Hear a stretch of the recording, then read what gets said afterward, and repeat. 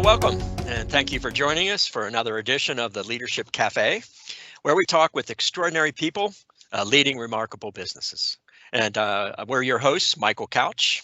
And I'm Richard Citrin, and we're excited to have you join us and meeting with our guest today, Cindi Roth from WVU Foundation. You know, in times of change like we're experiencing in this amazing 2020, it's important for us to turn to some of our finest leaders and find out how they are directing their businesses, leading their employees, and contributing to their communities. University communities today is what we're going to be hearing about, to help make everything run just maybe a little better or maybe a lot better, which is certainly something we're looking for some big wins this year in 2020 after the challenges we've had.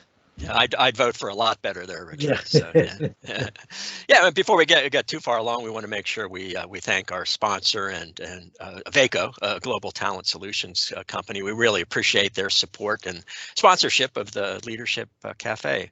Well, as Richard mentioned, we're very excited today to have our special guest with us, Cindi Roth, who is the CEO at the West Virginia University Foundation. Welcome, Cindi. Hi, welcome, gentlemen. Thank you so much. Go Mountaineers. Go Mountaineers. Yes, absolutely. They're in the Big 12, and we're just that little darling of the Big 12. My dad was born in Parkersburg, so he's a long time. He's 92 now, and he still can't wait to see the WVU games. So I bet he didn't miss very many of them. No, that's one of his big joys right now. So, well, great. Well, maybe Cindi, start off. You could tell us a little bit about yourself, your background, and then more about what the foundation is up to. Super. Thank you so much, Michael, and thanks, Richard.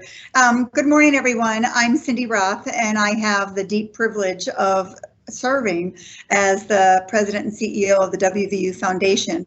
We are the philanthropic arm as a separate 501c3 with a separate fiduciary governing board, separate from the university, but we are the sole philanthropic component for the university. So all facets, all components of the university, the medical center, and all of its constituent organizations across the state of West Virginia.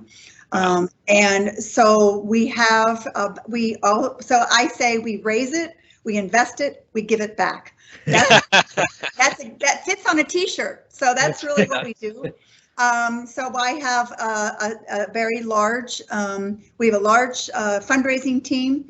We have a small but mighty investment team that are all CFAs, and we invest about $1.8 billion in assets under management for all of the constituent organizations. And then we have a really strong finance team, and we give that back to the university in the course about $100 million a year in total dollars. Wow.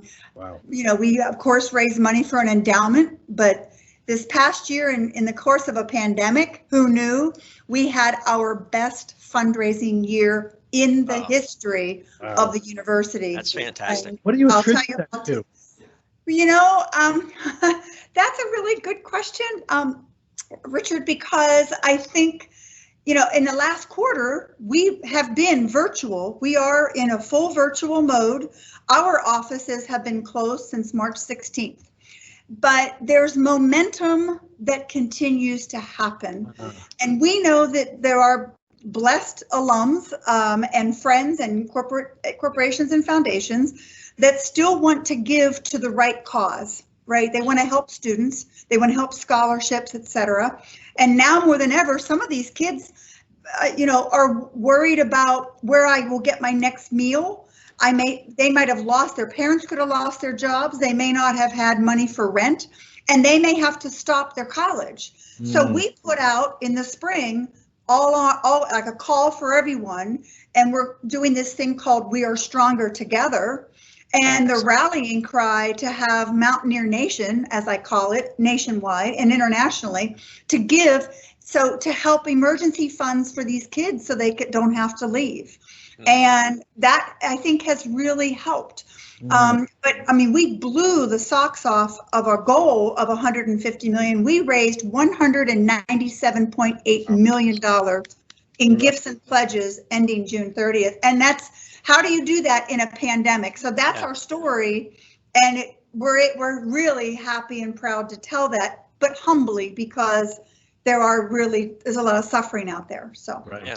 Right. So that's very exciting to hear. We've talked with several nonprofit executives, for example, Lisa Scales at the Greater Pittsburgh Community Food Bank. yes. The response to what they need from and support has been phenomenal. So that's the kind of, boy, that's the good news kinds of stuff we really need to hear. And it's nice to hear that people are willing to step up and help. Yeah. And people want, and there are individuals who are making money, and they're making good money in this time, but it does not fall from them their responsibility to give back and pay it forward.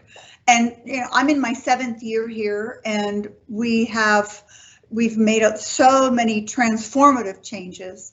I think that's part of why the team is able to kind of pivot and be resilient. Cindi, can you talk about that a little bit? I think that's one of the things we've been asking folks on the cafe here is, how has your team, and you've got a pretty large team, about 30 people. How have they responded to this? What have you put in place? How's remote been working? What has impressed you about how folks have responded at the foundation? Well, when you count all of our staff at all the schools, colleges, units, healthcare components, it's 130 people. Oh my! Much bigger. It's actually pretty good size. So we really started, Richard, with our culture, and we really made some major changes to culture to be able to take a look at how do you show up every day, what's important to you, and do we have the right leaders in the right places doing the right things. And so, before pandemic, we started changing the culture about three and a half years ago, now almost 4, because we said, well, do we have trust, transparency, and teamwork? Do we? And we questioned our staff. Wow. And I went on a listening tour of staff. Fantastic. And leaders have to do that. Right. And I didn't like what I heard. There were gaps, there were things all over the place, and on and on. So when you start pulling people together, we've developed, and there's only 4 executive officers. It is small in that regard of the leaders everywhere. So we started putting together what are our expectations. So open the lines of communication, be committed to excellence, and support and manage change. We're going through tons of change, both our technology platform to redesigning our processes, the whole rethinking about what it could look like, so we can go into the cloud fully and CRM, et cetera, which is going to go live in November. That plus growing our assets and raising money and handling all of that, we couldn't do it without a strong team. And so the team members started coming around and saying, this is what it looks like if my manager doesn't support my ideas, or I don't feel like that my ideas matter. So we really started working, and that's that you roll your sleeves up, and culture eats strategy every day for lunch. You know it. Everybody says it. It's written in everything. But so the plans don't matter if you don't have the culture. I think that's been our secret sauce. That's right. Fantastic. And that's a theme that we've heard from remarkable leaders. If you didn't have the culture right going into this and hadn't paid attention to the talent, then it was tougher. So we actually completed some global research with the colleagues on how people are responding to their organization's efforts around around COVID, and they felt they were being communicated to, but they didn't have the opportunity to be heard. And so your point about the listening tour and the listening is fantastic. Well, and I'm launching in October some lunches with the president, virtual lunches. I used to do lunches with the president, random people pulled out of a hat, so to speak. And I would host them at a local restaurant, 10 people at a time from across the whole organization. And I would ask them, what do we do well?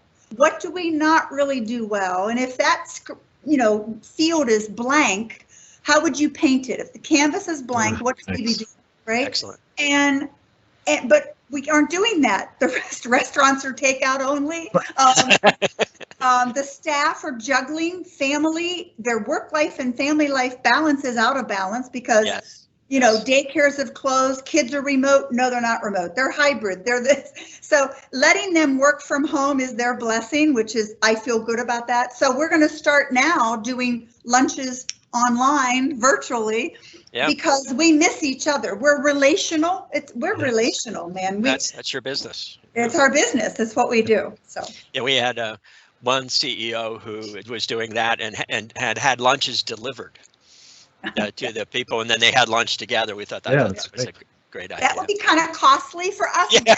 Well, I have people who live in. I have staff who went home to care for family in Delaware, Maryland, Virginia, Ohio, and Pennsylvania. Wow. And of course, West Virginia. But so I've got people in different places. You know, we've got people in different places. The team is spread, but we get together and we do Zoom meetings and WebEx. Of course, we use WebEx a lot. We just had our second virtual board meeting. That's difficult. Our board members, we have 25 board members, and they're all over the country, and they're incredibly successful business leaders and talented folks from everywhere. And they don't like it being on screen because they're used to coming in. And in this case, it's football season. They want to watch a football. Not going to happen. Not right now, anyway. They're willing to do the board meetings, but they're really there for the football game. Yeah. So, Cindi, is there anything that you've learned about working virtually with your team? Anything guidance that you would provide other leaders on what works and doesn't work there? I think my gut, because I'm a gut kind of girl, I go there first. As a leader, do not let yourself be on autopilot ever. In this virtual component, it is simple and fast and easy to go into autopilot. Well, if you're on autopilot, then you're not thinking about, I call it like the different dimensions, you know. I'm not able to walk around, so I can't see people's nonverbals. Right. I can't observe that. And if I'm on autopilot, just trying to get things done, where's that document? We got to get this moving. What are happening? Where are the financials? What's this, and this happening? And with these meetings, because we don't drive, the meetings are back to back to back to back. And it's like, time out, get off autopilot, make sure you check in, guard against the external forces and say, are you focused? Did you get enough rest the night before? Are you physically okay? Are you intellectually? Are you prepared if you're going in? You know your stuff. Are you emotionally fine? Is everything okay? I mean, because again, there's a lot of family issues and things outside, and showing up spiritually is important to me personally, but it's not about so much the faith or religion. It's about kind of who we are, like when you walk into a room. And if you're not in touch with those things and you let that stuff go to autopilot, you'll lose some people. I think you can lose some people. So that's what I think the things I've learned in this. Fantastic. You know, Cindi, I want to piggyback on that a little bit and ask the question about your personal experiences as a leader. Were there some things that were particularly impactful for you in your career that helped you to kind of prepare for this position and really your leadership behaviors in general? Oh, I appreciate that. I will keep this as tight as I can because there's so many. I'm old, and I've had a very blessed career. This is basically a second career for me. My initial career, I'm an old critical care nurse, and when you are an ICU nurse, very proud of that. You know, again, at my core. Yes. You are in a patient's room and things change rapidly. You have to learn to think and assess tightly, quickly, and effectively, and include the team to make sure that the patient lives, right? Wow. So that was my earliest, very earliest time of things. And I believe in that circle of 10. You know, Jim Collins's book that I shouldn't probably plug that, but it's a really great one. who's your circle of 10? Who are the people that can look you in the face and go, you're crazy, or help nurture you? I have had incredible people and mentors to nurture me along the way, to give me that guidance. And I think those things in my career have really, they've crafted who I am, and I recognize that.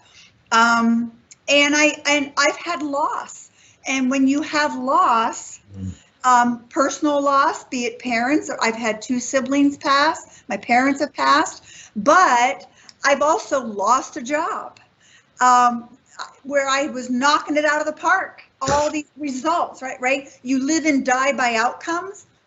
I was running an organization and a new person came in, and we didn't have the fit. And so I had a board member give me the heads up. Thank you for that. I'm indebted to that person forever. So I was very calm coming through that, but I felt, and I landed because there was such shock about what happened.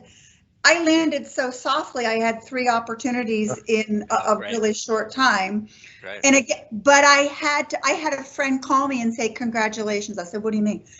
You don't, until this happens to you in your leadership career, you haven't really made it. I went, oh, well, I don't wish it on anybody, but that's so long ago. I mean, it's probably 20 years ago now, but it's, so, again, you just feel really blessed how those things evolve over time. Yeah, but there are transformative times, and you have to capture that and really be open, be genuine, know who you are. And I'm a servant leader, so I don't ever, my mother sits on my shoulder and says, don't you get too ego there, girl. I'm gonna So my mom and dad talk to me all the time, which is kind of cool. Fantastic. They've been gone for decades, but they're still with you for sure. What you describe is phenomenal, because we hear it over and over that we often don't make our careers in some cases, and careers are not always success after success after success. But as long as you are resilient, as long as you're a learner, look where you can end up. So thank you for that. And I mean, I could be, if I had taken the other opportunity, Mayo Clinic was calling me to be an administrator down there from a healthcare, because I was a healthcare person. Right. Yes. And had risen very high into an organization, of healthcare at a executive level. And they wanted me to move to Jacksonville, Florida.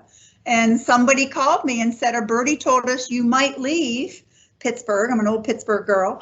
And we think you shouldn't leave. And I'm like, really? And who told you? And again, the doors that open are amazing. And so I couldn't be more grateful. Yeah. And if I could reflect back on this, a couple things that you've said, you've been able to express the mission and strategy of the foundation in a few words, very concisely. And this is something that Richard and I have been working with leaders to, we steal the idea that a strategy ought to be as memorable as a phone number. Is that intentional? It's very intentional, very intentional. So intentionality, I think, is a key characteristic for leaders. Because and it's so funny you said the word strategy. We just finished up our first 5-year strategic plan, and we just launched and approved our second 5-year plan. Nice. And in August, so we've now launched it. And there's always one sheet of paper, one. It's a diagram. Mm-hmm. This new one, they all have some pillars, 4 pillars. Impact, or let's see. Well, I don't want to mess it up. I don't. It's new. You think 5,000. Impact's the last one, but it's about making sure that we are, giving, that we're engaging, that we have the best talent of all kinds, and that we're making an impact. And under that is everything else. Yeah, and that's another T-shirt right there, I'd say. Michael, I could, but see that I can deliver that to staff. People can get around that. They can find themselves in that. And so I love, and when I came, there was no strategic plan. I asked in my interview process, so tell me, what's your plan look like? And board members, I report right to a board, right? And well, we don't have a plan. I said, well, how do you know where you're going? I guess they might have hired me because I was saucy about, pretty not saucy, but insistent. Well, yeah, insistent about making sure. And then when I asked them the very simple questions of, you're all big donors. Do you feel that your money that you're investing, are you stewarded? Do you feel that you know? And everyone shook their head no. Oh, that was a gut punch to me. And it was not a bad, this has been a great organization, but it didn't understand that next level. Right. So, and it's hilarious because we're doing so much disruption. Yes. I have, I won't even go into that, but we did do a presentation, myself and my executive vice president and my head of IT, who's a vice president for our technology group. We did a presentation at the Association of Governing Boards, which is kind of the mothership of all institutions for the 4,500 universities around the country.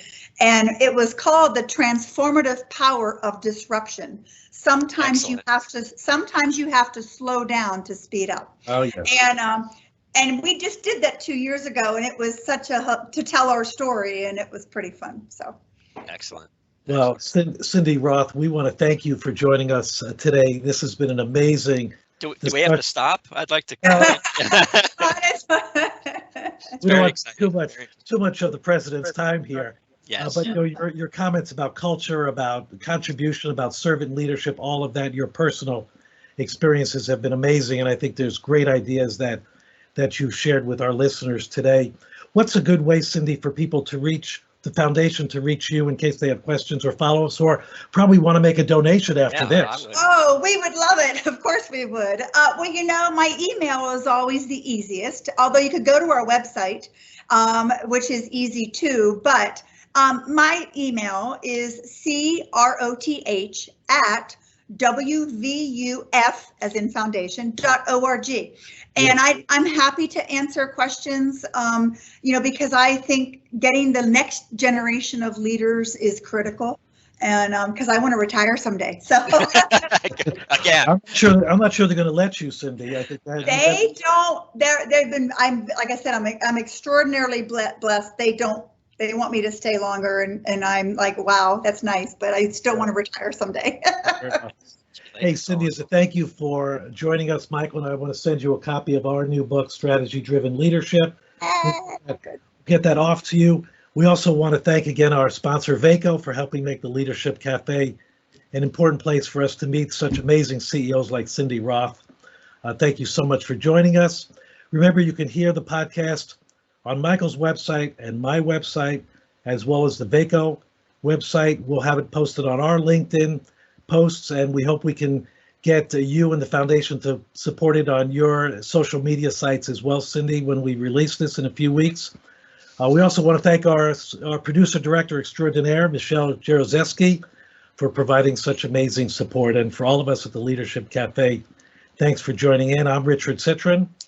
And I'm Michael Couch, and we look forward to connecting with you on the next episode of the Leadership Cafe. Thanks, Cindi. Bye, gentlemen. Thank you so very much. Deeply appreciate it. Be well.